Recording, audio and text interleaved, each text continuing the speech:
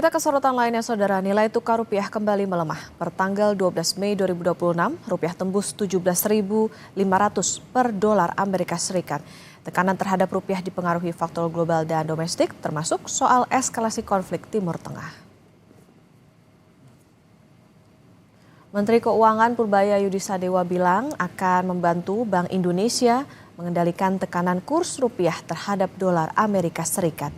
Purbaya menegaskan upayanya membantu stabilitas kurs dengan memanfaatkan skema intervensi di pasar surat berharga melalui dana stabilitas obligasi. Purbaya masih menaruh kepercayaan penuh pada BI dalam menjaga stabilitas kurs.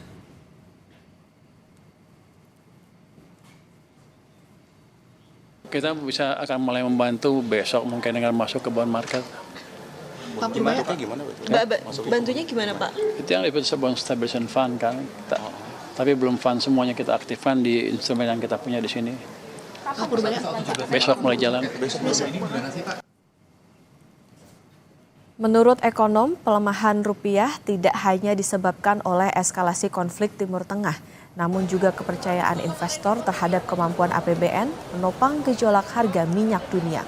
Rupiah juga tertekan karena pasar wait and see jelang pengumuman MSCI atas catatan transparansi di pasar saham Indonesia. Ini soal signaling kepada pasar keuangan. Pasar keuangan, kenapa depresiasi rupiahnya drastis, flow-nya belum balik? Karena merasa pasar keuangan sampai hari ini tidak diperhatikan. Itu kan merasa bahwa kita mengutamakan pertumbuhan ekonomi dan kesinambungan ekonomi dalam negeri dengan yang memberikan konsekuensi terhadap keseimbangan keuangan eksternal. Ini yang lagi kita lihat sekarang, kita cukup memberikan sinyal. Saya rasa mungkin cukup Pertamax naik 5-10% aja. Dikit aja Mbak. Nggak perlu banyak-banyak, tapi kita memberikan sinyal kepada market, sinyal kepada kepada pasar keuangan, kita ada adjustment di fiskal. Morgan Stanley Capital International atau MSCI mengumumkan hasil May 2026 Index Review Selasa malam waktu London atau Rabu dini hari waktu Indonesia Barat. Ada 19 saham di Bursa Efek Indonesia yang dikeluarkan, di antaranya 6 saham berkapitalisasi besar.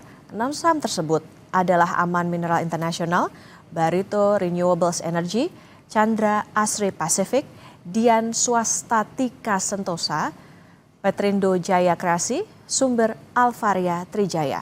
Indeks MSCI adalah indeks pasar saham global yang dirancang oleh MSCI Inc.